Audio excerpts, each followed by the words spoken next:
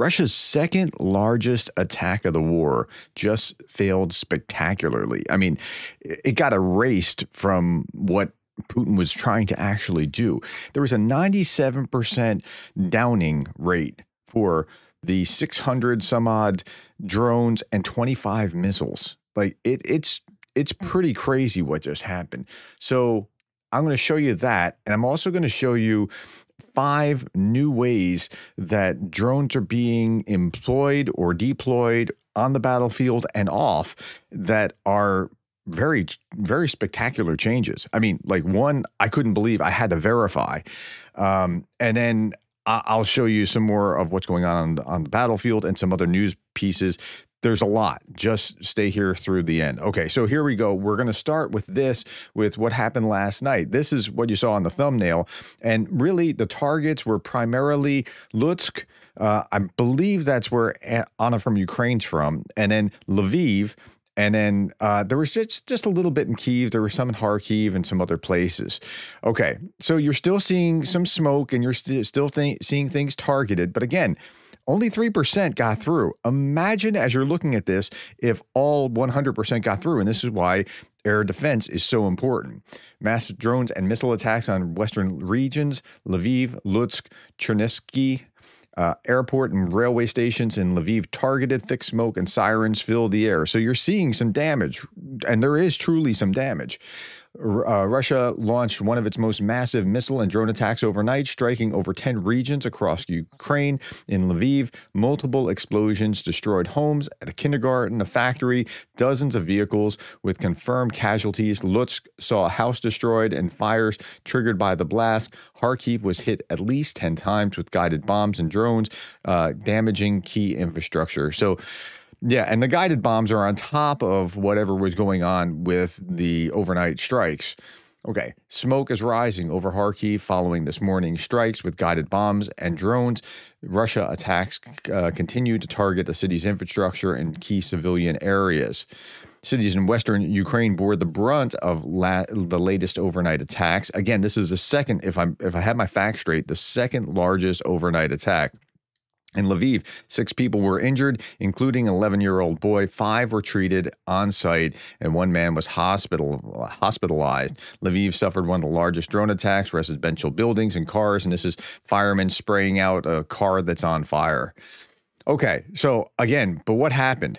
Okay, Ukraine's air defenses shot down 344 enemy aerial targets, 319 enemy Shahed types, 25 KH-101 cruise missiles, 258 drones were suppressed.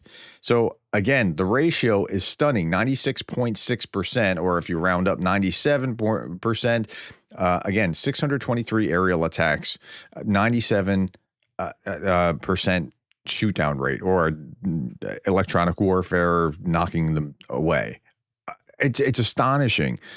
Okay, Skynet's service in Ukraine. Look at this. This is what it looks like for those that are targeting these drones and watching this being targeted. This is drones being knocked down. I mean, that's what they're watching. 1, 2, 3. I mean, it's one after another. It's pretty thick, right? That's what they're seeing as they're knocking these down, and the hits go on. Okay, drones also, Ukrainian drones hit Belgorod. One of them crashed into the Belgorod Arena Stadium. Thick black smoke's now rising over the sports facility. It's not likely that there was a game going on there. I don't know what they were staging in the stadium, but like the Ukrainians don't just go after civilian populations. They tend to try to hit things in the supply chain that are going to go after their civilian population. Ukraine's GUR Defense Intelligence also blew up a gas pipeline in Siberia.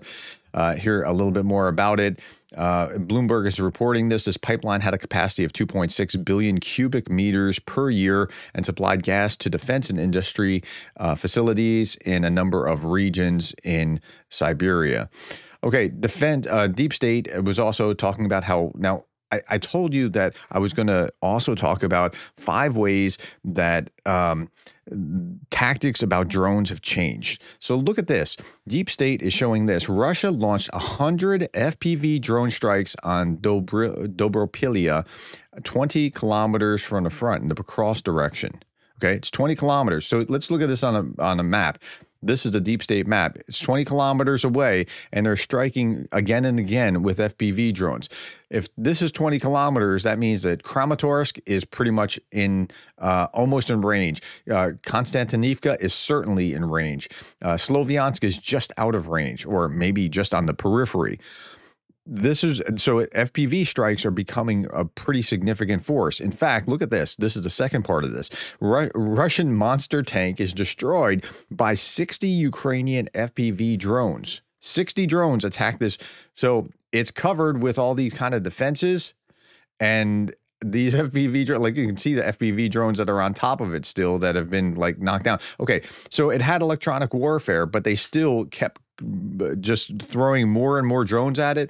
So many were needed because it was hard to find a weak place. Some FPV drones are still shown stuck to the makeshift anti-drone protection. Look at this. This is just incredible. Anti-drone protection. It's important to destroy them, as a tank could contain electronic warfare units and allow other equipment to pass. So trying to knock that out, it's like knocking out radar so you can go after other things.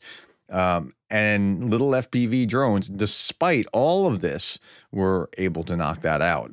Okay, that's the next thing. Here's another one. Drones drop spike strips against Russian motorized infantry. I still maintain that motorized infantry is like especially on motorcycles, is just a terrible idea.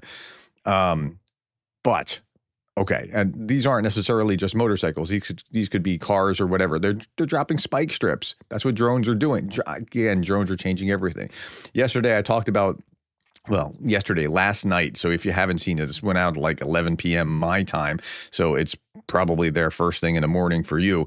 Hegseth's cringe drone video backfires. He was talking about where we're going to unleash the drones, and a drone drops him a memo that he signs and that sort of thing. It makes us look kind of bad. I don't know. At any rate, the U.S. Army is paying attention. Here's new U.S. Army tank platoon doctrine out. Includes instructions for targeting quadcopters with the main gun of a M1A2 Abrams MBT. So what are you going to do? How are you going to target this? You're going to target at a certain place, and the tanks have to shoot at them.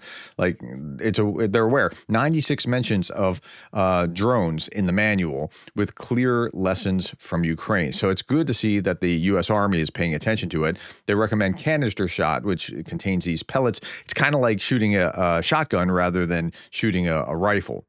Okay, now this one freaked me out. And I actually had to look it up to make sure that this was not just some quack something reporting, even though it came from the Telegraph, which was a legitimate enough source to be carrying something like this. The Chinese military is breeding cyber bees for reconnaissance microchips implanted directly into their brains. So Chinese scientists have developed a microchip weighing just 74 milligrams, which is implanted into the brain of an ordinary bee and allows for flight control. I mean, what? According to the Telegraph, the technology works 90% of the cases. These cyber bees can perform tasks that are inaccessible to drones and humans: covert reconnaissance, search and rescue in disaster debris, surveillance in restricted areas. Due to their size and noiselessness, cameras, microphones, and other sensors can be attached to these bees. That's amazing. Similar projects are also being developed in the U.S., Japan, and Singapore. However, China is focusing on their use in the military sector. Crazy. And yeah, it's here in other South China Morning Post. It's covered.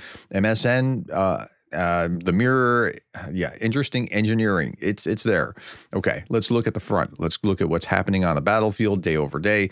There's really like two wars simultaneously going on. There's the long range strikes, a drone war kind of something, and then there's the battlefield, and both are happening at the same time. And we can't neglect the one because the other is taking the headlines. The war in Iran was basically like the drone war. It's just hitting each other with missiles from either side. But the battlefield's also important, the front lines. 1,070 Russians off the battlefield, 0 tanks yesterday, 1 armored fighting vehicle, 31 artillery systems, and 90 vehicles and fuel tanks. Okay, the cross direction, 45 assaults, about what you would expect with about 1,000 losses, casualties, killed and wounded. Now, I saw this, and this is pretty terrible. Ukraine's military intelligence has intercepted an order from the field commander of the 2nd Assault Company of Russia's 155th Naval Infantry Brigade. If that name sounds familiar, that general who was in charge of it was just killed a week ago, as were a number of his colonels, his higher command staff. They were also involved in what happened in Bucha. Calling for the execution of Ukraine's POWs. He is heard saying, cut off their heads, put them on pikes, throw them out in the street, F them. The same brigade, already notorious for atrocities in the Kyiv region and elsewhere, have been repeatedly targeted by Ukrainian forces. This is probably one of the more hated brigades from the Ukrainians of the Russians by the Ukrainians. Unmanned systems operators of the Ukrainian 47th Mechanized Brigade shared details of a mission where a ground-based platform was used to deliver supplies, evacuate wounded soldier, retrieve the body of a fallen comrade. The operation took 3 days to prepare.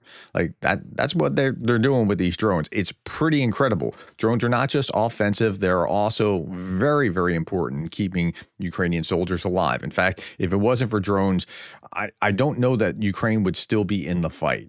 Drones have changed everything on the battlefield. Meanwhile, Tucker Carlson is proposing immediately stripping U.S. citizenship from all Americans fighting in Ukraine. Now, this would have been a message that would have resonated, I think, a lot more a couple of months ago. But now we're waiting for Monday's announcement to see what Trump is actually going to do. I think there's a big shift. I even see this. Listen, I know. Again, I told you to suspend your. Don't. Some of you are saying, "Oh, I'll believe it when I see it." Fair, absolutely fair point. Wait until you see Trump's actions. Don't just wait on his words. Don't just believe his words. I get that, but I'm seeing a shift. With other Republicans. I'm seeing a shift on Fox News. The amount of coverage of the war on Fox News right now has gone up over the last week significantly. Okay, but Tucker's saying you can't fight for another country and remain an American. He's calling for the stripping of citizenship for Americans fighting for Ukraine. Wait a minute. If he was saying, or Russia, you can't be fighting, and I'd still say it's wrong, but at least it would be balanced in principle. But why does he just weigh in for Russia? It's just okay. Meanwhile, another story I want to follow up on: Russia's military grouping against Ukraine has grown to over 700,000 troops. Well, how is that possible? And that figure was in 640,000 in May, when only 210,000, according to Medvedev, have gone into the military since January, and 236,000 or so have come out because of Ukraine, right? Because what Ukrainians did to them on the battlefield. So how does that math add up? Well, they're taking them from other places within Russia and moving them there. And so, in fact, they're trying to get North Koreans to man border areas so that they can take other Russian soldiers from those border areas that used to be there and put them into the war. I'm not sure that that's what's causing this, but they have more than 700,000 soldiers total in Russia. They have north of 1 million.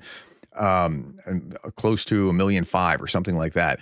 So, but I was looking at the number and I thought, how many servicemen at their height were in Vietnam? There were only 543,400 at the peak in Vietnam, and there's 700,000 in Ukraine. So just this special military operation, nothing to see here. It's something to see.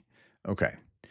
Last couple things. Russian propagandist Solovyov suggests establishing joint Russian-Chinese military bases in Serbia. He also mentioned Hungary, Armenia, and Georgia in this context. So if you're in Europe and you have access to European lawmakers, pay attention to this, because that kind of cancer spreading would be all bad for Europe. Okay, last, I talked about this yesterday. The Ukrainian Antonov cargo plane, the AN-124, which was stuck in Kyiv, was actually seen in the sky flying out of Ukraine. And for the first time, some people were like, wow, that's a commercial jet. How is that? It was odd to see a commercial jet flying rather than military aircraft flying over. So next time you see a jet in the air, think about what's going on in Ukraine. It's pretty impressive that they finally got it out of there. But it's maybe telling of where the war is that they felt like they could actually do that. All right, my friends, that's all that I have for right now. What do you think about this? Put it in the comments below. Thank you for your time, the likes, the shares, the subscribes. If you're not subscribed, please consider subscribing. You can always break up with me later. And thank you for being the kind of person that cares about Ukraine.